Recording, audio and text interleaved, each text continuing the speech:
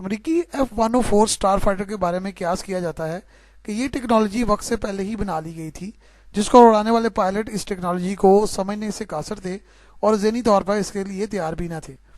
2578 کی تعداد میں بنائے جانے والے یہ طیارے امریکہ سمیت دنیا کی 15 فضائی فوج کا حصہ رہے ہیں، لیکن یہ طیارے پاک فضائیہ کے علاوہ کسی بھی فضائی فوج میں خاص کامیابی حاصل نہیں کر سکے۔ خصوصاً جرمن فضائیہ میں یہ طیارے بہت ہی بری طرح ناکام ہوئے۔ جرمن فضائیہ نے ایسے 916 طیارے خریدے تھے، جن میں سے 292 طیارے حادثات کا شکار ہوئے، جس میں 116 پائلٹ بھی ہلاک ہو گئے تھے۔ کوریائی جنگ میں روسی مگ 15 اور مگ 17 طیاروں نے امریکی طیاروں کا برا حال کیا ہوا تھا۔ اس وقت ایک ایسے طیارے کی ضرورت محسوس کی جا رہی تھی جو بہت تیز رفتار، فرتیلا اور جدید ہو۔ F-86 سائبر طیارے اگرچہ مگ طیاروں کا ڈٹ کا مقابلہ کر آئے تھے، لیکن امریکی فضائیہ کو اب بہت جدید طیاروں کی ضرورت تھی جو بہت تیز رفتار اور فرتیلے ہوں، جس کے لیے تقریباً 100 ڈیزائن تیار کیے گئے، جس کے نتیجے میں 1954 میں XF-104 سامنے آیا۔ یہ طیارہ مکمل طور پر خفیہ رکھا گیا اور 1956 تک اس کا کسی کو پتہ نہیں تھا۔ 1956 میں اس کو تیار کر لیا گیا اور اس کے کافی ڈیزائن تیار کیے جا چکے تھے، جس میں بہترین تبدیلیاں کی گئیں، اور یوں F-104 اسٹار فائٹر سامنے آ گیا۔ 1957 میں جرمنی نے اس طیارے میں مختلف تبدیلیوں کے ساتھ اس کو خریدنے کا آرڈر دیا، جسے F-104G سپر اسٹار فائٹر کا نام دیا گیا۔ ایسے 916 طیارے خریدے گئے جو جرمنی میں لڑاکا، بمبار اور جاسوسی تینوں مقاصد کے لیے علیحدہ علیحدہ ڈیزائن کیے گئے تھے۔ بیلجیم، ہالینڈ اور اٹلی نے بھی ان طیاروں کا آرڈر دیا۔ جرمنی اور اٹلی نے ان طیاروں کو ملکی طور پر مینوفیکچر بھی کیا۔ یہ طیارہ 60 کی دہائی کے شروع میں ایک شاندار جدید ترین طیارہ بن کر ابھرا، جسے کینیڈا، ڈنمارک، یونان، جاپان، پاکستان، اردن، ناروے، اسپین، تائیوان اور ترکی نے فوری طور پر خرید لیا۔ لیکن یہ ایک حیرت انگیز حقیقت ہے کہ یہ طیارہ امریکہ اور نیٹو نے فرنٹ لائن پہ ہمیشہ رکھا، لیکن یہ طیارہ کبھی بھی ان کے لیے کوئی شاندار کامیابی حاصل کر کے نہ لا سکا۔ اس کے باوجود اس طیارے کی اچھی اور بری دونوں طرز کی شہرتیں موجود تھیں۔ جرمنی میں آئے دن ان طیاروں کے حادثات پیش آتے رہتے تھے، اس لیے اس کی شہرت بہت بری تھی، لیکن بہت ساری جگہوں پر یہ طیارہ بہت کامیاب بھی تھا۔ 1958 میں تائیوان کے مسئلے پر جب چین کا دباؤ بہت بڑھ گیا اور چین نے تائیوان کے قریب مگ 15 اور مگ 17 طیارے تعینات کر دیے، تو امریکیوں نے فوری طور پر اپنے ٹرانسپورٹ طیاروں کے ذریعے F-104 طیاروں کو 30 گھنٹوں کے اندر تائیوان پہنچا دیا۔ یہ طیارے وہاں پہنچے، مینوفیکچر کیے گئے، دوبارہ جوڑے گئے اور پرواز کے قابل بنائے گئے۔ چین سے آمنا سامنا تو نہ ہوا، لیکن ان طیاروں کی تیز رفتاری اور ان کی پھرتی نے چین کو بہرحال امپریس ضرور کیا۔ 1961 میں بھی برلن میں یہ طیارے بھیجے گئے۔ یہ طیارے 60 کی تعداد میں بھیجے گئے تھے جو جرمنی کی مدد کرنے کے لیے گئے تھے۔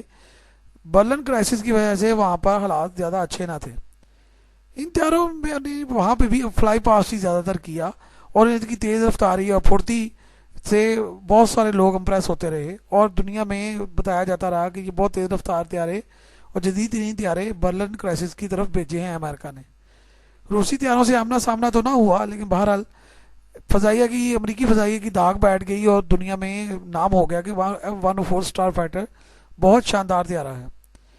ویتنام کی جنگ میں بھی یہ طیارہ بہت شاندار کامیابی حاصل نہ کر سکا۔ تیز رفتاری کے لیے بہت مشہور تھا اور آتے جاتے ویتنامی پائلٹس کو امپریس کرنے کے لیے یہ بہت ساری سارٹیز کرتا تھا۔ بہرحال پائلٹ اس کو اڑاتے، لے جاتے اور واپس لے آتے، اور تیز رفتاری سے جاتے اور تیز رفتاری سے واپس آ جاتے۔ مقامی آبادی بھی خوفزدہ ہوتی اور یہ داغ بھی بیٹھ جاتی کہ امریکی طیارے آئے آنن فانن چلے گئے۔ امریکی یہ بہرحال دعویٰ کرتے رہے کہ ویتنام کے پائلٹ F-104 کو اوائڈ کرتے تھے، لیکن ایسی کوئی بات نہ تھی۔ ویتنام کے پائلٹوں نے اس کا خوب برا حال کیا۔ 6 طیارے مار کر آئے گئے جو مگ 21 اور مگ 19 طیاروں سے مار کر آئے تھے۔ 1965 میں پاک بھارت جنگ میں بھارتی فضائیہ F-104 اسٹار فائٹر سے بہت ڈری ہوئی تھی اور بہت زیادہ خائف تھی، کیونکہ اس وقت بھارت کے پاس کوئی بھی ایسا طیارہ نہیں تھا جو اتنا تیز رفتار ہو اور اتنا جدید ہو، آواز کی دگنی رفتار سے پرواز کر سکتا ہو، اور اس میں فضا سے مار کرنے والے میزائل بھی لگے ہوں۔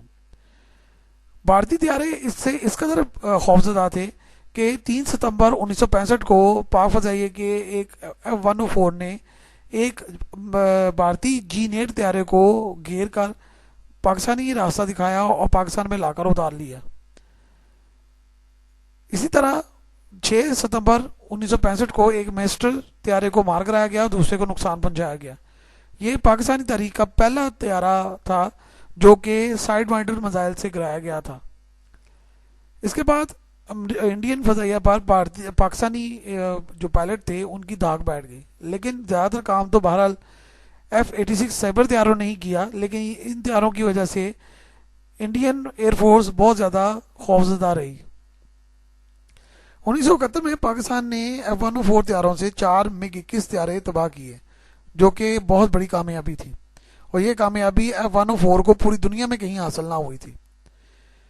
پاک فضائیہ پر پابندیوں کی وجہ سے یہ ہائی ٹیک طیارے گراؤنڈ کرنا پڑے، اور ان کی مرمت اور دیکھ بھال کا انتظام کیونکہ پاکستان میں نہیں تھا اس وقت، اس لیے ان طیاروں کو گراؤنڈ کرنا پڑا۔ F-104 کی خصوصیات بہت جدید تھی، وہ 60 کی دہائی کی ٹیکنالوجی سے بہت آگے تھے، اس لیے اس طیاروں کو رفتار اور بلندی پر جانے کا بھی بہت فائدہ حاصل تھا، اور یہ اپنے ہم عصر طیاروں کے مقابلے میں بہت زیادہ جدید اور بہت تیز رفتار اور بہت شاندار تھے۔ اس لیے ناسا نے ان طیاروں کو اپنے جو خلا میں جانے والے لوگ تھے ان کی تربیت کے لیے خرید لیا، اور یہ آہستہ آہستہ امریکی فضائیہ سے فارغ ہوتے گئے۔ F-104 کو یہ اعزاز حاصل ہے کہ یہ دنیا میں کا پہلا طیارہ تھا جو 1,00,000 فٹ بلندی پر جا سکا، اور اس کی کلائم ریٹ بہت زیادہ تھا، یعنی یہ بہت تیزی سے کم بلندی سے بہت زیادہ بلندی پر پہنچ جاتا تھا، اور اس کی رفتار بھی بہت تیز رہتی تھی۔ یہ آواز کی رفتار سے 2 گنا تیز پرواز کر سکتا تھا، اور اسی لیے اس کو حادثات بھی بہت پیش آئے کیونکہ بہت سارے پائلٹ اس طیارے کو کنٹرول ہی نہیں کر پاتے تھے۔ نیٹو اور جرمنی میں ان کو بہت زیادہ حادثات پیش آئے۔ 1975 میں لاکہیڈ کمپنی کو ایک کیس کا سامنا کرنا پڑا، جس کے تحت جرمن کے پائلٹوں کے ورثا نے لاکہیڈ کمپنی پر مقدمہ کر دیا کہ وہ اس ساری بربادی کے ذمہ دار ہیں۔ کمپنی کو $1.2 ملین 60 بیواؤں کو ادا کرنا پڑے، اور یہ معاملات بہت مشکل سے حل ہوئے۔ بیلجیم، اٹلی اور کینیڈا میں بھی یہ شرح بہت زیادہ تھی، بہرحال وہاں پر حادثات کو انہی لوگوں کی غلطی کی وجہ سے قرار دیا گیا، اور اس لیے وہاں پر کوئی پیمنٹ نہ کرنا پڑی۔ دوسری طرف یہ طیارے پاکستان، جاپان، ڈنمارک اور اسپین میں بہت کامیاب تھے، اور وہاں پر ان کی شرح حادثات بہت ہی کم تھی۔ F-104 نے دنیا میں تیزی کے بہت سارے ریکارڈ قائم کیے۔ 2.2 میک کی سپیڈ پر جانے والا یہ اس وقت واحد طیارہ تھا، 1,00,000 فٹ کی بلندی پر جانے والا یہ واحد طیارہ تھا، جنہیں 60 کی دہائی میں یہ دونوں کام کامیابی سے کیے۔ اس طیارے نے بہت کم بلندی پر بھی پرواز کی، اور اس کم بلندی پر یہ 1630 کلومیٹر فی گھنٹے کی رفتار سے پرواز کرنے کے قابل تھا۔ یہ بھی ایک عالمی ریکارڈ ہے۔ بہرحال اس طیارے نے عالمی ریکارڈ زیادہ بنائے اور فضائی جنگ میں کامیابی کے ریکارڈ کم بنائے۔ ایسے تمام طیارے اس وقت سروس سے فارغ کر دیے گئے ہیں، اور چند طیارے کرتب دکھانے کے لیے اور ٹیسٹنگ کے لیے موجود ہیں۔ بلال احمد شیخ۔